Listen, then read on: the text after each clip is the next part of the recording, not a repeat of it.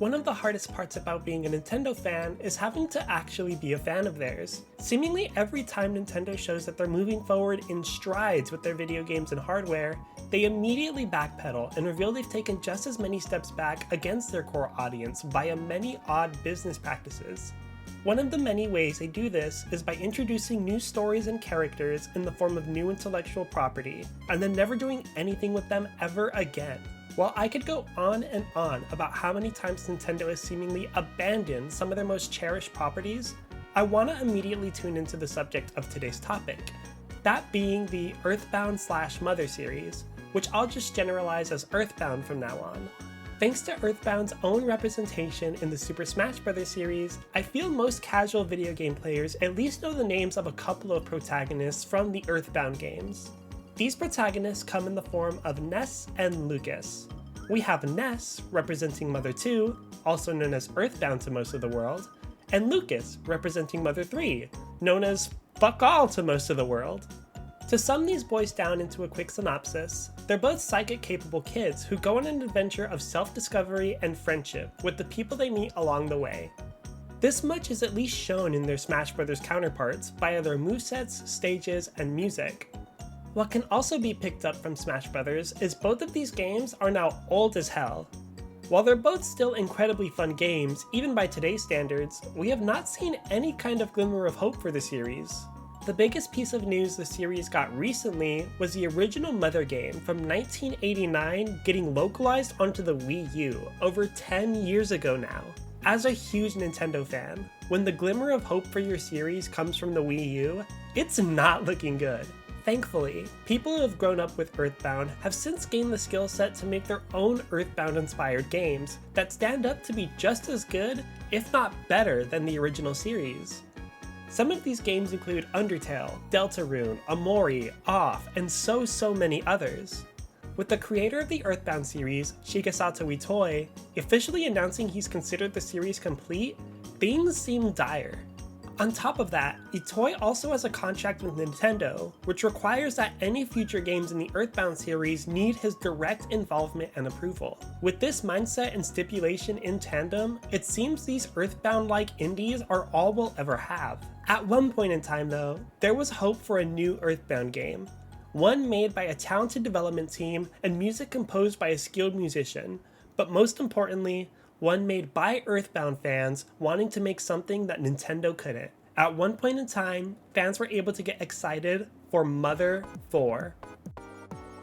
Oh, this is awkward. No, not that Mother 4. Today we're discussing that Mother 4, also known as Oddity. To begin, I need to properly catch y'all up on what the hell Oddity even is. So sit down and listen carefully, because this is going to be important. Oddity is a video game that started development as a fan game meant to stand in as a spiritual fourth game in the Earthbound series that began development in 2008. Congratulations! You are now 100% caught up on official information about Oddity. Okay, I'll be a little more specific. Oddity follows a boy named Travis Fields living in the fictional town of Pleiades in the early 1970s. We follow Travis as he's learning how to use his new psychic powers that he's just now discovering he gained after a gate blew up during a camping trip. These gates in question have been causing everything around them, including people, to become much more aggressive and hostile. As things begin to get more weird and more worse, it's up to Travis and some friends he makes along the way to help save the world. Outside of the simple plot synopsis, there really isn't a lot out there, as the game and its developers have very little online presence outside of the general public just knowing that the game and team exist. Most of the game's information and updates were shared via the game's blog on Tumblr and displayed on the game's official website, mother4game.com, which is still up as of writing. Technically, the first mentions of it go all the way back to andonuts.net, where the lead programmer would discuss their work on the game in a few posts. We'll also find out more about the game later on via some more unconventional means. For now, starting in 2013, the team would continue to share updates very regularly, as around this time, the game was transforming from a small side project into something the team would begin to focus on more seriously. It's over the next several years we'd come to know this game as Mother 4, so for the next while, I will refer to it as that. We'd learn about the game's characters, which include Travis, who I discussed earlier, Meryl, Floyd, and Leo. The best part about this project has always been its cast. Travis is a telepathic kid who loves baseball, Meryl being a gentle yet confident psychic, and Floyd being an overconfident church kid who doesn't need powers to be an asset to the team.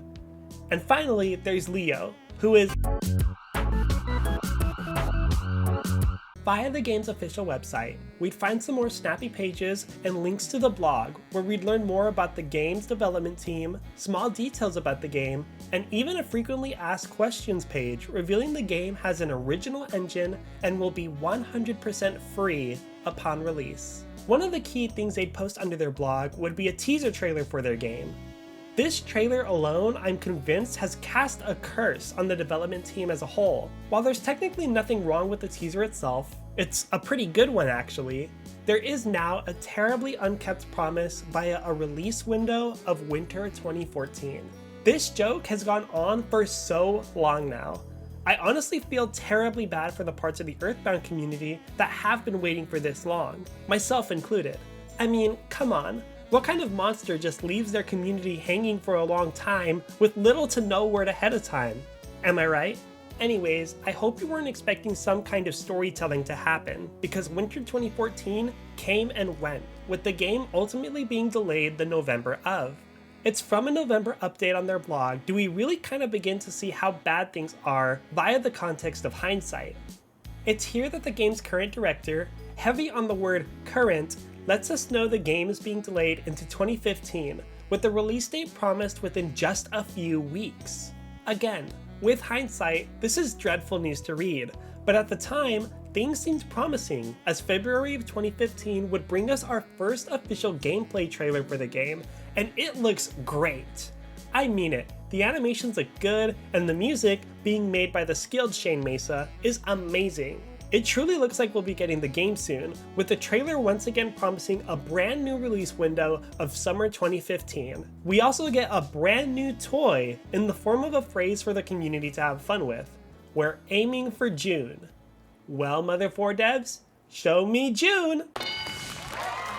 Yeah, June would come and go with the development team, coming out of it with two key updates. The first is that anybody can now apply to join the Mother 4 team, and if they have the skills desired by the team, they'll be contacted to help finish the game's final touches.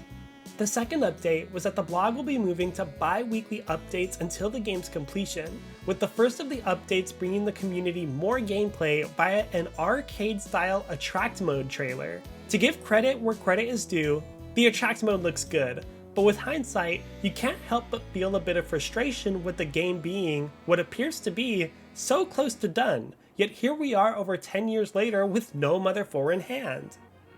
I should also mention that it's around this time the development team would begin to post on Twitter, but most of their posts would consist of very small teases, holiday wishes, and the occasional new song drop.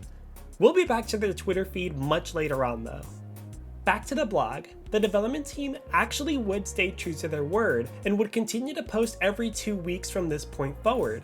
From these updates, we'd get regular development and gameplay screenshots, updates, animations, new mechanic sneak peeks, more of the unique engine and tools being used by the team.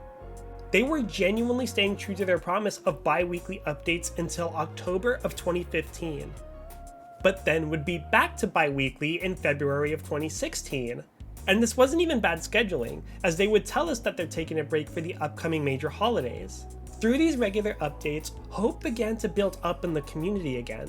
Of course, we're not playing Mother 4 right now, so these updates did eventually end. The last of the bi-weekly updates would come in July of 2016, over a year past the delayed release timeframe, with the latest blog post being in September the same year.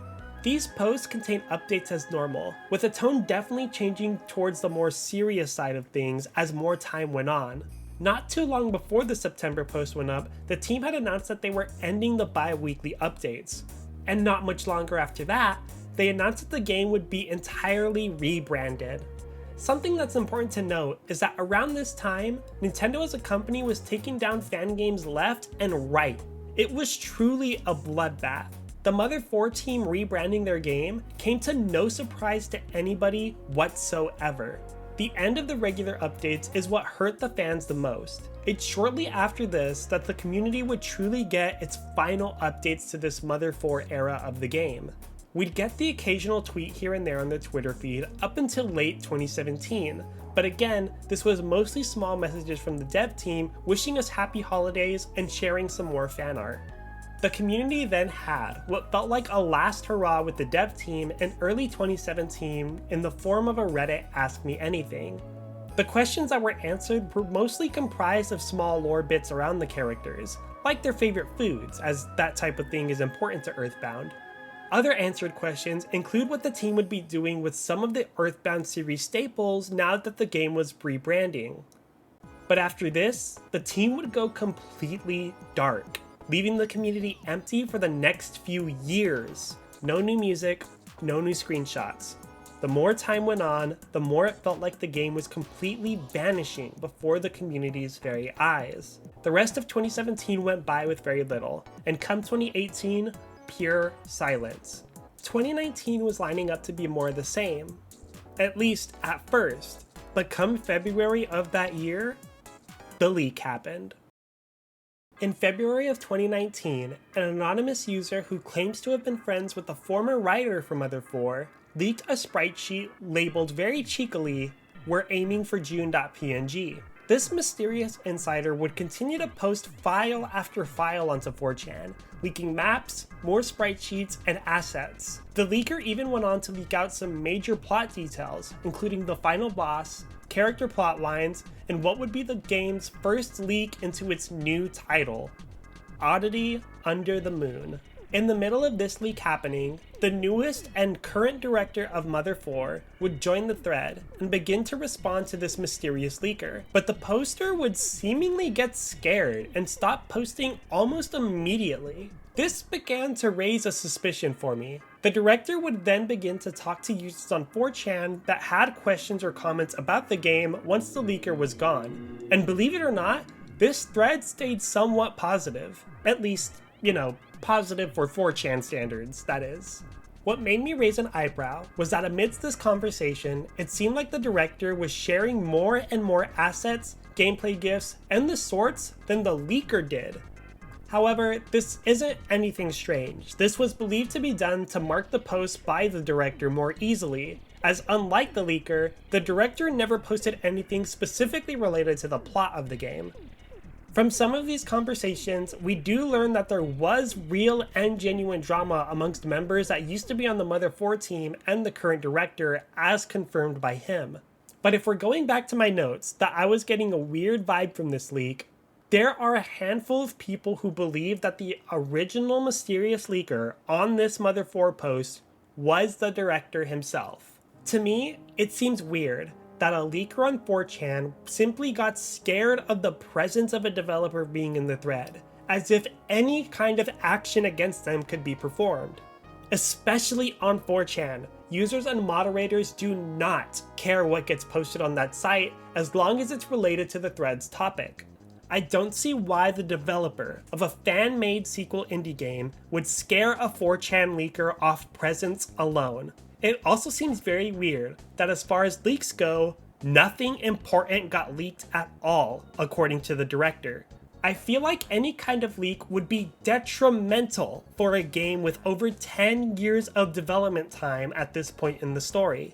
That is, unless the mysterious insider was someone who knew what would be safe to post and not actually be a legitimate spoiler. This is just some food for thought though, as we'll later on see an instance where a genuine leak does bite the project much more negatively. Going back to the thread, after a couple of hours of this conversation happening, the director wrapped up and left once again to go into silence. We would continue to get silence for the rest of 2019. Thankfully, at the start of the wonderful year that was 2020, the team would give the fans something magical, something we didn't think we'd ever see. We finally got a trailer for their brand new game, Oddity, confirming that the leak was real. The title itself being a reference to the game's odd development history and the David Bowie song Space Oddity, as confirmed by the current director of the game. To give credit where credit is due, this trailer is awesome and would give a lot of fans the spark they needed, especially after the previous leak. The release of the trailer would also mark a brand new, for lack of better words, golden era for the game. You know, as golden era as a game in development hell can get. The team would continue to post on their brand new social media pages very actively from here on out, even doing a PR push with Game Informer. I also don't know where else to mention this, but literally a day before the trailer came out, someone on their social media team messaged me, "Cave Story is the best game" at 2 in the morning. That's not a joke, that's really something that happened, and I have no idea what to do with that information. After a year of riding out this wave of excitement and hope, another leak would hit 4chan. This time with the leaker bringing multiple builds of the game from its Mother 4 era, with builds going as far back as the game's alpha stages, all the way to the game's final state in its original engine in 2018. These builds, however, wouldn't contain a lot of spoiler information like the last leak did, but did show us a lot more maps, enemies, and through the code of the game, the builds did seemingly reveal more plot points, including our motivation to move forward. But believe it or not, once again, nothing I would consider a spoiler. I should point out that it's getting harder and harder to describe the line between what is and isn't a major spoiler leak here, in case you're wondering why I'm being so vague about it, despite saying things aren't a major spoiler. What you've been watching this entire time has been gameplay from these leaked builds. Another thing to note about this leak in particular is that nobody from the development team showed up. Not the director, not the programmers, and not even the artists. The team was completely silent during this leak, which to me adds to its authenticity, as it would seem the director typically keeps his fingers on the pulse of this stuff when compared to the last leak.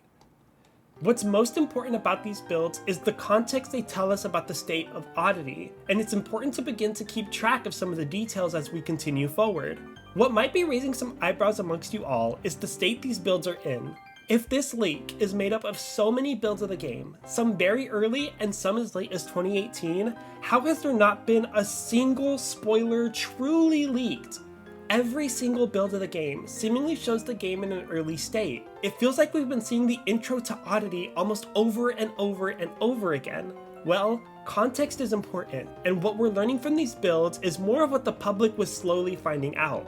Oddity was constantly restarting development over and over and over again, seemingly on impulse. From the beginning, Oddity was originally using a completely original engine made by one of the 2 confirmed programmers to have worked on this game. It's at this point with the 2018 build that we roughly line up with some of the team particularly wanting to show interest in a rebrand for the game. Something I feel is important about the rebrand for the game is that according to a handful of people who have worked on the game, the rebrand was not something the team fully agreed on. It seems like it was important to a handful of the team that they would continue working on an Earthbound game. Keep this in the back of your mind as we continue. From a fan's perspective, these leaks didn't really do a lot for those high on hope, myself included. No major spoilers were part of these leaks, and the game's social medias would continue posting more art and even show incredible potential with some of the teasers they were posting, showing off some crazy new mechanics, like this weird telepathic power thing Travis is doing.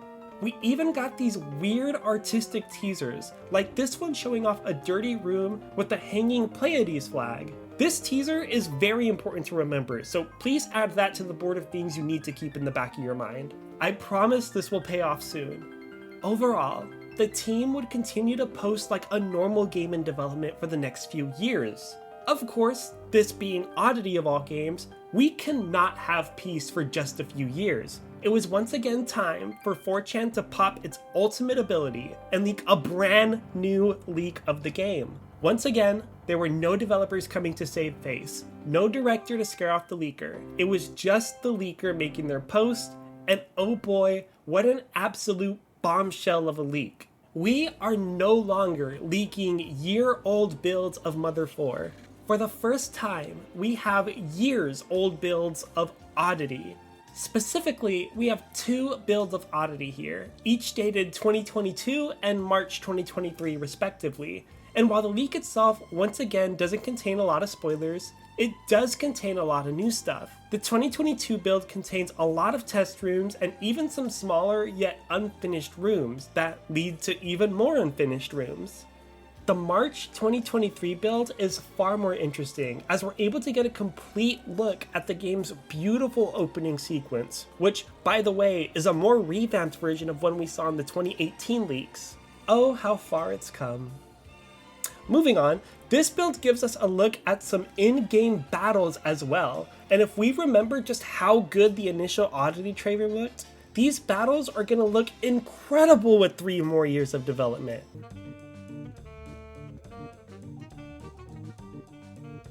You can imagine my disappointment when I saw the state of these battles. Where's my pop gun? Where are the fun animations? I get it. This isn't a final version of the game. It's unfinished and leaked, so who really knows what kind of build the leaker got? But tell me you can't help but be confused that the battles went from the Oddity trailer in 2020 to this in March of 2023. Where did all this development go? In fact, all the rooms we've seen are virtually empty. Where is anything we saw in the trailer? Well, dear viewer, there's something I've intentionally kept hidden from you. Every build we've seen so far has been in Mother 4's unique engine to this point. This leak, however, takes place entirely in the Game Maker engine. It's here that we can begin to tie together the information that we've been holding in our brains this entire time. At some point when moving the game from Mother 4 to Oddity, the game seemingly restarted development again, only keeping some assets in the move. What trimmed down the used assets even further was the game's move from a completely original engine that's been worked on and developed for over 10 years now to instead use Game Maker, a free-to-use, beginner-friendly game engine. Now, allow me to state, I have no problem with Game Maker. I actually think it's a wonderful tool for people wanting to expand their interest in game development, and many great games like Undertale, Deltarune, and Hotline Miami use it. What does lean into problem territory for me is the question of why the hell the team would completely ditch this original engine that's been developed for over a decade to instead move to a free-to-use engine known for its ease of use with absolute beginners in game development. If you're gonna ask me personally, I should warn ahead of time that this is just a theory for myself and myself only. I believe there is no developer, or at least no developer with serious experience, on the team. This belief comes from a message given to us by ex-member of the team from the Mother 4 days, Shane Mesa, the composer of the game's music. According to word from Shane, who worked with this team for a decade, states the game's lead and at one point only developer had left the team, and Shane had no idea who was developing the game. This comment from Shane was originally given to the world back in February of 2023, a month before the build we're currently looking at was developed. And if what Shane is saying is true, this makes a lot more sense. As if this wasn't enough, fans had a blast playing the build, but noticed a tag during Oddity's intro that states Limited Metatronics Company Presents. Who the hell is Limited Metatronics Company, you might be asking? I have no idea. Let's run a quick search online. And oh, what's this? It's unlisted Oddity merch in the form of a patch dating back to 2022. That's so crazy. It looks awesome, but it sure is a shame that one of the artists who worked on one of the designs on the patch had no idea merchandise was being listed or even made at all. Okay, let me get into the weeds on that last one. I know it seems like a terrible situation to have unlisted merch at all, especially without the artist's permission. But if you ask me, I don't believe this was done with malicious intent at all. Hear me out, because I don't think the person who did this is entirely innocent either. I've seen this very patch before, in this video even. Right here. In this teaser image with the Pleiades flag, the patch is right here on the floor. Along with the fact that there is a real-life Pleiades flag, I fully believe what was originally intended was that the director, or some other member of the game development team, was using their position as someone working on a highly anticipated indie game to make a deal with someone who works with custom merchandising to get products made for these real-life teasers. Were they meant to be sold to the public at some point? Probably, but for the sake of what was intended, I believe it was just an accident discovered for what should have been a simple public marketing push. Is it still completely wrong? Yes. Is it as deep as someone trying to line their own pockets without artist permission? I don't think so. But if you're upset as if that were the case, I totally get it. On the topic of questioning this game's decisions, there's more information out there outside of the game's only developer leaving. Along with the divide amongst the team about the game's rebrand as a whole, there was also a divide caused by the director's alleged strict stance on keeping the game's original promise to be 100% free. As I've said before, rebranding makes sense, as you'd want to avoid Nintendo constantly keeping a legal eye on your product. Something I would also understand is to now charge people for the game now that Nintendo is no longer a danger to your product. The game has, at this point in the story, been in development for roughly 18 years.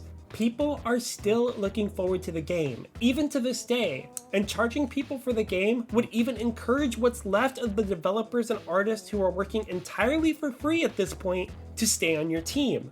You could even put the game for sale on a website such as itch.io to give fans the option to name their price for what they think is fair for the game while still maintaining the free price point for those who still want the free price point, at the absolute very least. My point is, I still think putting a price tag on the game is worth a consideration. Maybe not now, as I believe the game has no experienced developer, but just before that tipping point, a price tag should have been considered.